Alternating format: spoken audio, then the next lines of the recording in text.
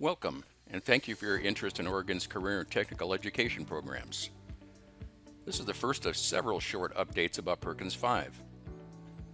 As you know, the federal government reauthorized Perkins funding on July 18th of last year. We are currently in our transition year and will go to full implementation on Perkins 5 on July 1st of 2020. Here are 5 things you should know about Oregon's new CTE state plan. First of all, we need to integrate our work.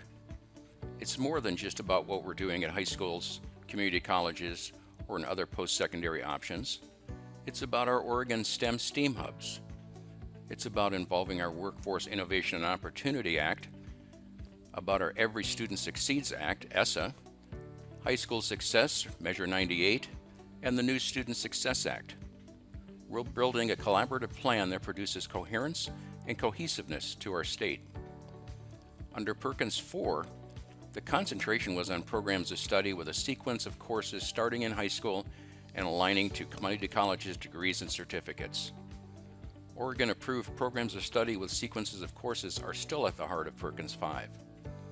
However, with Perkins 5, we'll also need to expand what we're doing to include a broader pipeline of students and learners into CTE.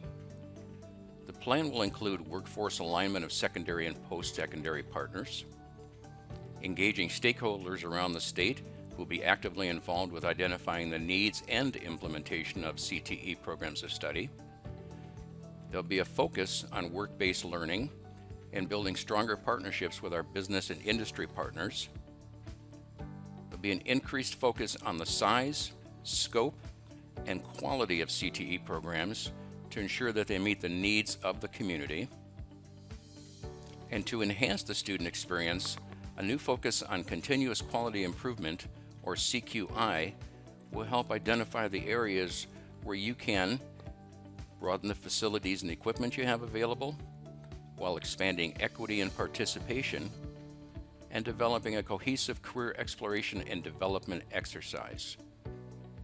Not just through paper or online applications, but through a focus on CQI. Second, funding will be tied to needs. This means that all plans for spending CTE funds will need to be based on an assessment of the gaps and weaknesses of your program, as well as its strengths.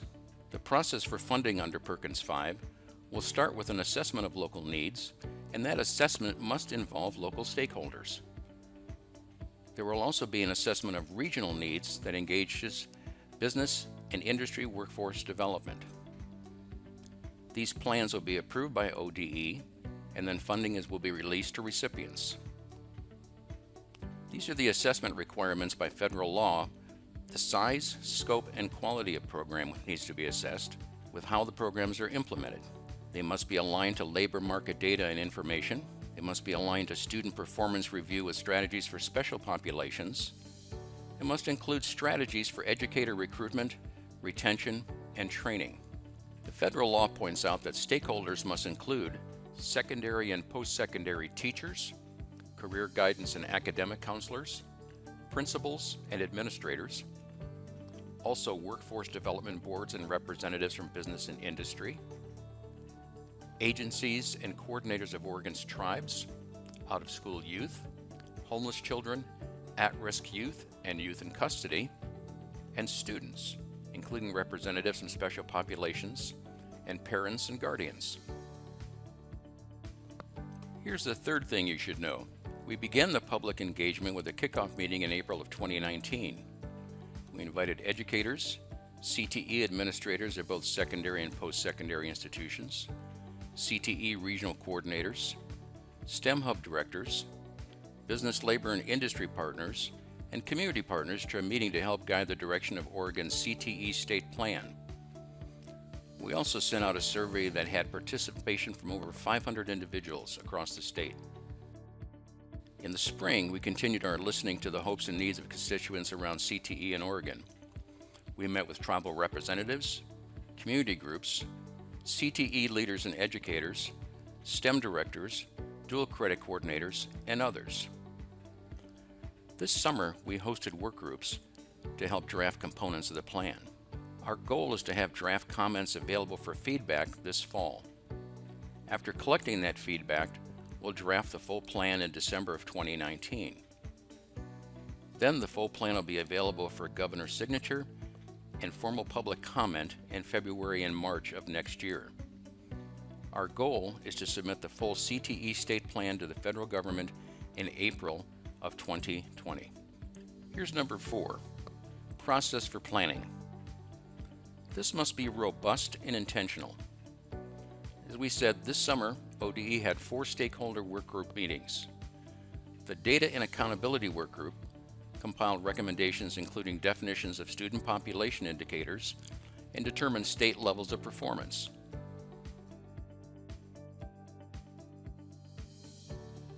The Program Approval and Review Workgroup focused on the improvements to the current program approval and reviewed policies and procedures that most affect program quality and equity. The Work-Based Learning Workgroup focused on identifying elements of high-quality, work-based learning in secondary and post-secondary CTE. This workgroup also worked on developing consistent definitions and standards, along with using Perkins 5 to scale and sustain elements throughout the Oregon CTE system. The last workgroup, Career and Exposure, examined quality career awareness exploration and advising practices with a focus on providing these experiences earlier in the lives of students, especially in middle school. Additional work including the stakeholders include needs assessment, application process, teacher recruitment, and fiscal accountability. And here's the 5th thing you should know. This is about career guidance and work-based learning. This includes career guidance for all. The idea of informed decisions, a key concept in Perkins 5, is the idea that academic, career, and technical education decisions need to be informed by the best information available to guide the student on their pathway. Work-based learning is critical. It's listed in Perkins 5 explicitly as an important part of the experience that students have as they explore careers. Perkins 5 indicates that work-based learning can include simulated work environments. Now, being in the workforce directly is considered to be a very high value, but this experience could very well be replicated within the school setting using appropriate facilities and equipment.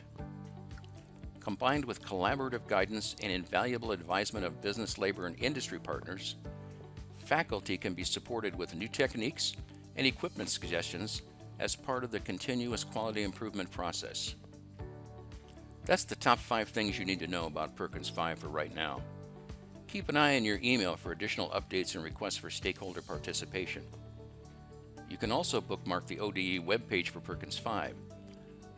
This link and email address for our director, Laura Foley, is in the comment section below.